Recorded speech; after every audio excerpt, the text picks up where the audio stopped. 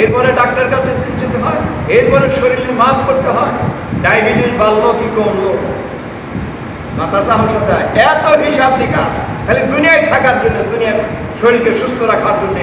এর এই ব্যবস্থা দুনিয়ার হিসেবে আখিরাতের একটা জিনিস আপনার ভিতরে আমার ভিতরে যাচ্ছে, সেটা যে অসুস্থ হয়ে গেছে, সেটা যে উল্টো হয়ে গেছে, সেটা যে চলতেছে না, সেটাকে তো ঠিক করার প্রয়োজন না, ঠিক করার প্রয়োজন না।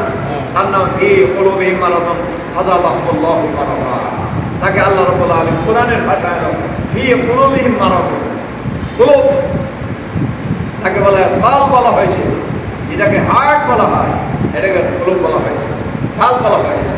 এটা অসুস্থ হয়ে গেছে, তাদের অসুস্থ হয়ে গেছে, যাদের আল্লাহর কালাম ভালো লাগে না, আল্লাহর জিকির ভালো লাগে না, মসজিদ ভালো লাগে না, সেজদা দিতে ভালো লাগে না, নবীর সুন্নাত পালন করতে ভালো লাগে না, বুঝবেন তাদের কলব বুদ্ধ হয়ে গেছে।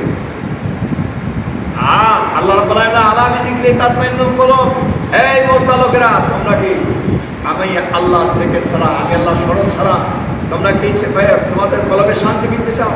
শান্তি কখনোই পাবে না, মানুষ শান্তি পাবে না। শান্তি তখনই পাবে যখন শান্তিওয়ালার কাছে যাবে, তখন শান্তি পাবে, এছাড়া শান্তি পাবে না। শান্তিওয়ালাকেরা, শান্তিওয়ালা মালিককে আল্লাহ বলেছেন, হ্যাঁ আমার জিকির করো, ফাযকুরুনি, আমাকে স্মরণ, আজ করকম, যখন আমাকে ডাকবে আমাকে স্মরণ করবে, বিপদ আপদে বালা মুসিবতে আমাকে স্মরণ করবে, আমি তোমার ডাকের সাড়া দেব। জোরে সুবহানাল্লাহ। এই জন্যেই সকাল সন্ধ্যায় আল্লাহ পাকের জিকির করলে মানুষের কলবের দরজা খুলে, কলব প্রশান্তি পায়, আত্মায় শান্তি পায়। মানুষের আত্মার শান্তির জন্য অনেক চেষ্টা তৈরি করে মানুষের কাছে, যে মানুষের কাছে মানুষ না গেলে মানুষ পাওয়া যায় না। এই যে আল্লাহ রাব্বুল আলামিন বলেন, ও নো মা সাদিকিন, তোমরা যদি আত্মায় শান্তি পেতে চাও, দুনিয়ায় শান্তি পেতে চাও, আখিরাতে শান্তি পেতে চাও, তাহলে তোমরা কি হয়ে যাও? সাথী হয়ে যাও, সাদেক ব্যক্তির সাথী হয়ে যাও। জোরে বলি সুবহানাল্লাহ। আল্লাহুম্মা সাল্লি আলা সাইয়্যিদিনা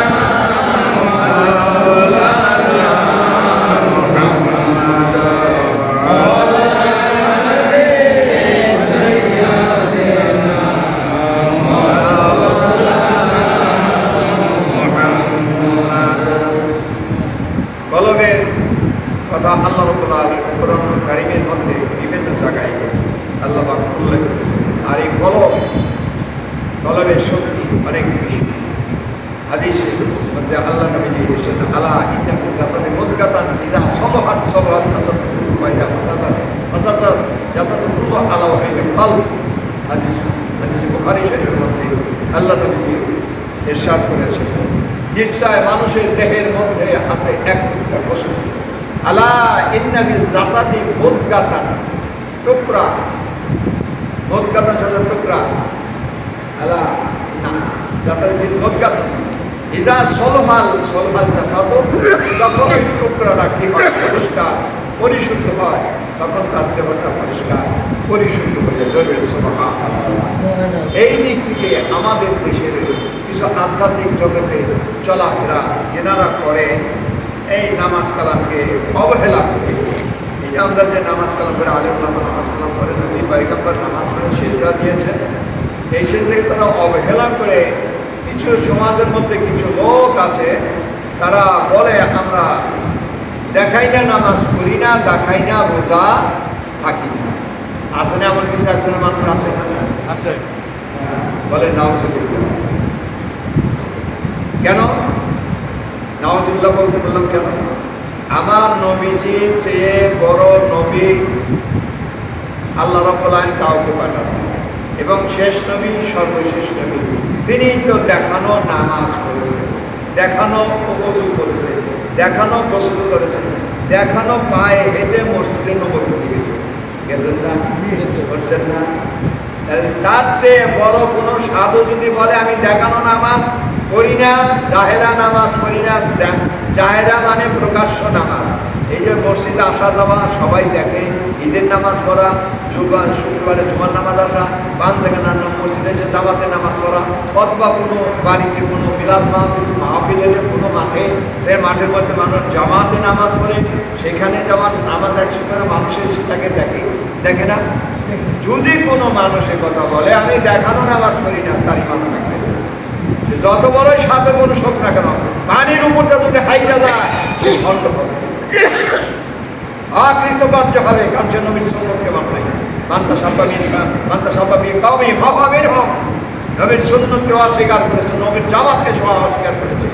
এই কারণে সে তার যেই কার্যবলী সে করেছে, সেই কার্যবলী অর্থাৎ আল্লাহ নবীকে সে সূক্ষ্মভাবে সে অস্বীকার করেছে। নবীর কার্যবলী যে পালন করবে সেই নবীকেই মানতে হবে। আর নবীর সুন্নতকে যে অনীহা করলো, অস্বীকার করলো, সে প্রত্যান্তরে নবীকেই অস্বীকার করলো। আর যে নবীকে অস্বীকার করে সে মুসলমান হয় না। কথাটা কি বুঝাইতে পারছে? বোঝা যাচ্ছে না? এই সময় তো হাজির আমার ভাইরা, এই জন্যে এই সম্পর্কে আবার গজলের মতো আছে, নবীর তরিক জেনে করো সাধু। হ্যাঁ, আমি আর ওই দিকে যাবো না। তরিকে তরাইয়া নিবে পূর্বে মনের বাসনা, নবীর তরিক জেনে করো সাধনা। নামাজ রোজা কলমাদারি, এই তো নবীর তরিক ভারী। খোদে খোদা হুকুম করে পাঠাইলেন ভবের বাড়ি, নবীর তরিক জেনে করো সাধনা। খোদে খোদা হুকুম করে এই দুনিয়ার বুকে পাঠাইলেন, মানুষকে পাঠাইলেন যে আল্লাহ এক, আল্লাহর কুদরতে ভাই সেজদা দিতে হবে। এই সেজদা আজকে থেকে শুরু হয় নাই, সেজদা আদিকাল থেকে শুরু হয়েছে। আমাদের নবী বিশ্বনবী মুহাম্মদ সাল্লাল্লাহু আলাইহি সাল্লামকে যখন আল্লাহ রাব্বুল আলামিন এই গোটা আসমান জমিন আরশ করছে, লৌহ কলম কোনো কিছু ছিল না, সৃষ্টির শুরু লগ্নতে আল্লাহ রাব্বুল আলামিন আল্লাহ নিজের ইশক এবং প্রেম থেকে, আল্লাহর অনুরোধ থেকে নূরে মুহাম্মদকে সৃষ্টি করে, জোরে বলে সুবহানাল্লাহ। নূরে মুহাম্মদকে সৃষ্টি করে আজকে যারা আপনার সেজদা দিচ্ছেন, এই মসজিদে যারা নামাজ পড়েন, যারা সেজদা দিচ্ছেন, মা বোনের বাড়িতে যারা নামাজ পড়েন, যারা সেজদা দিচ্ছেন, তাদের জন্য সুখবর আল্লাহ রাব্বুল আলামিন তাদের জান্নাতের ব্যবস্থা করে ধরবেন। সুবহানাল্লাহ। সেজদা দিলে মুক্তি পাওয়া যাবে। যারা সেজদা দিবে না, ওই জায়গায় সেজদা দিবে, শিরক করবে, আল্লাহ ছাড়া কাউকে সেজদা দিবে, ওই শিরকে তাদেরকে জাহান্নামে দিবে। আর যারা শিরক ছাড়া সেজদা দিবে এক আল্লাহকে, আল্লাহর কুদরতি ভাবে সেজদা দিবে, আল্লাহ পাক তাদেরকে নাজাতের ব্যবস্থা করে দিবে। জোরে সুবহানাল্লাহ। নূরে মুহাম্মদকে সাজারাত রিয়াতুল বৃক্ষ নামে একটি বৃক্ষের মধ্যে নূরের ফানুসে ময়ের আকৃতি করে তার মধ্যে নূরের ফানুসের মধ্যে রেখে দিলেন। ওই গাছের মধ্যে বসে আল্লাহ নবীজি 70,000 বছর লা ইলাহা ইল্লাল্লাহ জিকির করলেন। কত বছর? 70,000। কত বছর? আপনার আমি কয় বছর জিকির করছি? কথা কন না কেন? কয় বছর জিকির করছি? করি নাই, খাই না, করি নাই, করতে হবে। কবরে আযাব থেকে মাপ পাই ধরে হাদিসের এখানে আছে, এখানে আছে হাদিস। কবরের আযাব থেকে মাপ পাইতে হলে আল্লাহ পাকের জিকির বেশি। এরপরে আল্লাহ রাব্বুল হায়ার আয়না সৃষ্টি করে এর মধ্যে বললেন, নূরে মুহাম্মদে বললেন, ওর দিকে উঁচু হেলাল বিরাট, আয়নার ভিতরে তাকাও। আয়নার ভিতরে তাকাইয়া নূরে মুহাম্মদী, হ্যাঁ, ময়ের আকৃতি বিশিষ্ট নূরে মুহাম্মদী আয়নার ভিতরে তাকানোর পর নিজের অপরূপ সৌন্দর্য অবলোকন করে আত্মহারা হয়ে আল্লাহ পাকের দরবারে 5টা সেজদা দিলেন। জোরে সুবহানাল্লাহ। কে সেজদা দিলেন? আল্লাহ পাকের সৃষ্টি আদি নূরে মুহাম্মদী সেজদা দিলেন, আল্লাহ পাকের দরবারে সেজদা দিলেন। 5টা। কয়টা সেজদা দিলেন? 5টা। ওই আদিকালে 5 সেজদা দিয়েছে। নূরের জগতে, সৃষ্টির জগতে 5টি সেজদা আল্লাহ রাব্বুল আলামিন পরবর্তী পর্যায়ে সকল নবী রাসূলেরা চলে যাওয়ার পর আখিরে নবী মুহাম্মদ সাল্লাল্লাহু আলাইহি ওয়াসাল্লাম আসলেন। এটাকে একটা রিফাইন করে, একটু পর্যালোচনা করে নবীকে পাঠাই একটা সিস্টেমে, একটা মাধ্যমে মেরাজের রজনীতে আল্লাহ রাব্বুল আলামিন 5 ওয়াক্ত নামাজ উপহার করে। সুবহানাল্লাহ। কয়ক্ত? 5 ওয়াক্ত লাস্টটা আসলো। আল্লাহ পাকের কাছে যাওয়ার পরে কয়ক্ত? 50 ওয়াক্ত। কত ওয়াক্ত? 50 ওয়াক্ত নামাজ আল্লাহ রাব্বুল আলামিন দিলেন। নবীজি আর মানা করেন না। আমার নবী তো খুব লাজুক ছিলেন, খুব এত মুআদ্দাব মহামানব আর পৃথিবীর আসলে এই জন্য নবীর প্রতি একবার দরুদ শরীফ করলে আল্লাহ রাব্বুল 10টা রহমত তার উপরে বর্ষণ করে। জোরে সুবহানাল্লাহ। 10টা রহমত বর্ষণ হয়, 10টা গুনাহ কেটে দেয় আল্লাহ রাব্বুল আলামিন, এবং 10টা মর্যাদা আল্লাহ রাব্বুল আলামিন তাকে বাড়ায়। জোরে সুবহানাল্লাহ। আর সাইয়ারা, মালাইকা সাইয়ারা এক প্রকার ফেরেশতারা আছে যারা পরিভ্রমণ করতে থাকে। এই পরিভ্রমণ একদল নূরের ফেরেশতা আছে, যেখানে দরুদ শরীফ করে ওই দরুদ তারা নিয়ে নবীজির দরবারে নিয়ে হাজির করে দেয়। জোরে সুবহানাল্লাহ। এই যে দরুদ শরীফ ছাড়া কোনো ইবাদতই আল্লাহ পাকের দরবারে দেয় না। পিতা মাতার দোয়া ছাড়া, পিতা মাতার জন্য দোয়া না করলে সে দোয়া আল্লাহ পাকের দরবারে দেয় না। শূন্য আকাশে ঘুরতে থাকে, এদের পিতা মাতার জন্য দোয়া করতে হয়, আর নবীর প্রতি বেশি বেশি দরুদ শরীফ করতে। জোরে বলে সুবহানাল্লাহ। এই জন্যে আজকে আমি যে কথাটা আলোচনা করতেছিলাম, আমাদের মধ্যে আমাদের দেশে কিছু ভাইয়ের আছে তারা জাহেরা ভাবে সেটা জামাতে দিবে না, আছে না? যে কথাটা বলতেছিলাম, আমার নবী তো সে তো আগে দিয়ে আসছে। এরপরে দুনিয়ার বুকে যখন পৃথিবীর উপরে আসলেন, আল্লাহ রাব্বুল আলামিন তিনাকে পাঠালেন। মা আমেনার কোল থেকে যখন আসলেন, কত বিশাল ব্যাপার এই ঘটনা। ঈদে মিলাদুন নবীর আলোচনা যখনই ভূমিষ্ঠ হলেন, তিনি আসলেন, আল্লাহ পাক তিনাকে পাঠাইলেন। তার আঁচলের গন্ধ নাই, ঘরের মধ্যে কোনো গন্ধ নাই, বেশ আম্বরের তিনার ঘর পরিপূর্ণ হয়ে গেল। জোরে বলে সুবহানাল্লাহ। অন্যান্য মানুষ জন্মগ্রহণ করলে আঁচল ঘরের যে দুর্গন্ধ থাকে, সেখানে অন্যান্য কিছু জ্বালাই দুর্গন্ধ দূর করতে হয়, প্রায় 1 মাস 15 দিন সেই দুর্গন্ধ থাকে। আর আমার নবীর ঘর, আমার নবীর মা যেখান দিয়ে হাঁটতো, বেশ আম্বরে সেই এলাকার ঘ্রাণে মোহিত হয়ে যেত। জোরে সুবহানাল্লাহ।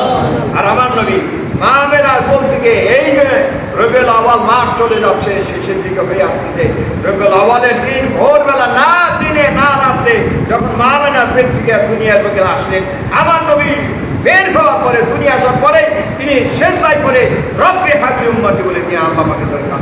জোরে সুবহানাল্লাহ। আর এই নবীর মানুষ, এই নবীর উম্মত হয়ে যারা নবীর জন্য কাঁদবে না, নবীর সুন্নতকে তরকারে মানতার কাছে সুন্নাতি যারা ফালাইসা মিন্নি, যারা এই নবীর সুন্নতকে দেখানো রাস্তাকে, সুন্নত মানে রাস্তা, তরিকা, পথ, নবীর তরিকার মধ্যে যারা থাকবে না, এই পথের মধ্যে যারা থাকবে না, তাদের রাস্তায় গোমরাহির মধ্যে, অন্ধকারের মধ্যে যাবে। অন্ধকারের মধ্যে যারা যাবে তারা অন্ধকার মানে কি? অন্ধকার মানে কি? কালো। অন্ধকার মানে কি? কালো। অন্ধকার মানে রাত্রে নিবে দেন, লাইট বন্ধ করে দেন, ঘরের মধ্যে কি হবে? সাদা হইব নাকি? সাদা দবদব হবে না? আলো না থাকলে কালো হয়ে যাবে। জাহান্নাম কি সাদা দবদবা নাকি? কালো। জাহান্নাম হলো কালো। কেমন কালো? আলকাতরা ছিলেন না? আলকাতরার মতো কালো। সেটার খালি গভীরতাই আছে। মানুষ যাবে, আল্লাহ নবী যে হাদিসে পাকের মধ্যে ইরশাদ করেছেন, জাহান্নামীরা যখন জাহান্নামে যাবে 30,000 বছর খালি যাইতেই থাকবে। পুলসিরাতের মধ্যে হাইটা যাবে, নামাজিরা পুলসিরাত পার হয়ে যাবে। আর জাকিরি শাকিরি নবীর সুন্নত তরিকার মানুষেরা পুলসিরাত পার হয়ে যাবে। কেউ বিজলির গতিতে যাবে, কেউ হাইটা যাবে, কেউ দৌড়ে পার হয়ে যাবে। আর যারা নবীর তরিকা মানে নাই, তারা পার হওয়ার দেওয়ার সাথে সাথে তারা কাইটা খালি নিচেই যাবে। কথায় যে বাতাসে ইথারের মধ্যে ভেসে যাচ্ছে, এই কথা বলে ইথারে ভেসে যাচ্ছে, এই কথা একদিন সাক্ষী দেবে। জোরে বেড়েছে।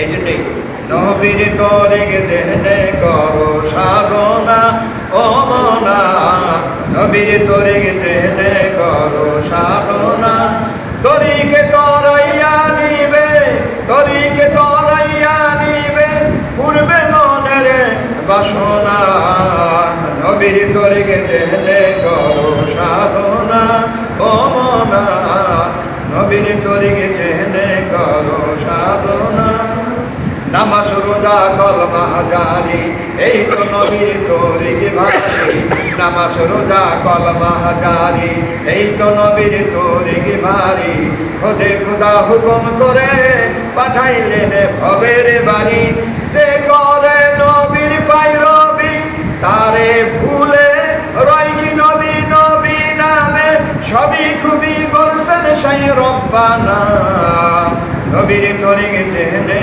করো সাধনা, ও মনা নবীর তরিকে দেহনে করো সাধনা, সাধনার সাথ থাকে যদি তালাশ করো দিনের নবী, সাধনার সাথে যদি তালাশ করো দিনের নদী, আখেরি বার হইয়া যাবে, বাধা বিঘ্ন রবে না।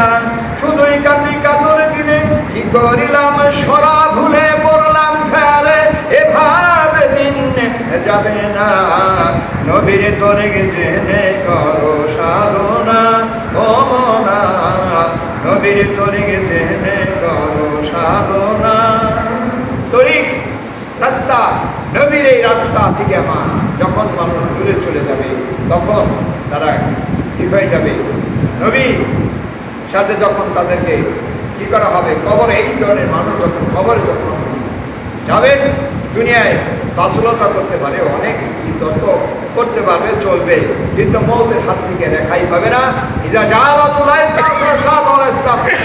যখন মৌত তাকে ছিনিয়ে নিয়ে যাবে, স্ত্রী পুত্র ছেলে মেয়ে ডাইনে বামে সামনে বসে থাকবে, কবরে তাকে এই শেষ পর্যন্ত ওই গোসল করাবে, নবীন তৈরি করে গোসল করাবে, কাফন করাবে, আতর গোলাপ মাখাবে, জানাজা নামাজ পড়াইয়াই মাটির গর্তেই তোমাকে নামাই দেওয়া হবে, সবাইকে নামাই দেওয়া হবে। ইসলাম ধর্ম মতো যারা ইসলাম ধর্মাবলম্বী আছে, ইসলাম ধর্মাবলম্বী যে কি ইসলামের নিয়ম কানুন ভাবেই তাকে নামানো হবে। হয় তুমি নামাজ সাইডে চাও, হয় নামাজ পড়ছো, আল্লাহকে মানছো, রসুলকে মানছো, রসুলকে মানো নাই, রসুলকে অনীহা করেছো, যেটাই করো না কেন শেষ পর্যন্ত কবরে যাওয়া লাগবে। আর কবরে গেলেই মাত্র 3টা প্রশ্ন করবে, নানা মানুষকে প্রশ্ন, সে 3টা প্রশ্ন করবে। করবে ডাক্তারকে, করবে প্রেসিডেন্টকে, করবে ইমাম সাহেবকে, হ্যাঁ করবে রাখালকে, করবে ড্রাইভারকে, করবে বৈজ্ঞানিককে, সকল মানুষকেই 3টে প্রশ্ন করা হবে। হ্যাঁ, মার রব্বুকা, প্রথম কথা তোমার প্রভুকে। 60 বছর 90 বছর চাইলাইলা তোমার প্রভুকে, তাকে দেখছো, তারে চিনাইছো, তার হুকুম মাইনাইছো। রব্বুকা, তোমার রবকে। প্রথম প্রশ্নে রবের হুকুম যদি এখানে মাইনা যায়, উত্তর দিতে রব্বি আল্লাহ। আর রবের হুকুম যদি না মানে, আকিমুসসালাহ, তোমরা নামাজ কায়েম করো, নামাজ প্রতিষ্ঠিত করো, জামাতে নামাজ পড়ো। নবীজি বলেছেন নামাজ তোমরা পড়ো, জামাতে নামাজ পড়ো। আমি আযান যা হুকুম দেই এবং আমি বাইরে যাই, দেখি কারা কারা মসজিদে জামাতে আসে নাই। যদি যারা জামাতে না আসে তাদের বাড়িঘর আমি হুকুম দেই যেন আগুন পুড়ে ছারখার করে দেয়। হুকুমটা কত কঠিন! যিনি রাহমাতুল্লাহ আলাইহি, যিনি দয়ার নবী, দয়ার সাগর, যিনি ইহুদি মুনাফিক, নবীর চরম মুনাফিক ইন্তেকাল করেছে, তারেও তিনি জানাজার দাওয়াত দিয়েছেন। নবীজি দয়া করে মায়া করে তার জানাজায় গেছে। আমার নবী এত দয়া, এত মায়ার মতো ছিলেন। এই নবীজি, এই নবীজির উম্মতেরা যারা নাকি নবীর সুন্নত তরিকা মাইনা না মাইনা কবরে যাবে, তাদের ওইখানে কবরে গেলে ওইখানে কোনো যুক্তি বুদ্ধি চলবে না। আর দুনিয়ার কোনো মেশিন ওখানে সেট করা যাবে, সেট করে আপনি দেখবেন কবরে সেট করে দুনিয়া কিনা, ওখানে কোনো মেশিন চলবে না, খবর আসবে না, ও রাস্তাই আলাদা, জগতই আলাদা। এই কারণে মার রব্বুকা, আমার রবকে। আজকে দুনিয়ার মুখে যারা নামাজ পড়লো না, সেই দাদা নবীর সুন্নত মাথা টুপিলা, মুখে দাঁড়িয়ে উঠলো না, নবীকে অনীহা যারা করলো, কবরে গেলে তাদের সঙ্গে দ্বিতীয় প্রশ্ন করা হবে, তোমার রবকে? উত্তর দিতে পারলো না। আমার রব্বুকা, আমার দিনুকা, কোন ধর্মে আসছিলা? পৃথিবীর বুকে তো অনেক ধর্ম ছিল, তুমি কোন ধর্ম পালন করছিলে? আমি যে ধর্ম, ইন্না দীনা ইনদাল্লাহিল ইসলাম, সূরা আলে ইমরানের মধ্যে আমি নাযিল করেছিলাম, আমার মতো আমার কাছে, আমি আল্লাহর কাছে একমাত্র মনোনীত ধর্ম হলো ইসলাম। সূরা সুবহানাল্লাহ। ইসলাম ধর্ম মাইনে আইছো না অন্য ধর্ম মাইনে আইছো? এরপরে বলা হবে, সঠিক উত্তর দিতে পারলে ভালো, উত্তর দিতে না পারলেই এরপরে মান নবীকা, তোমার নবীকে? হ্যাঁ, একে চিনো, তোমার নবীকে।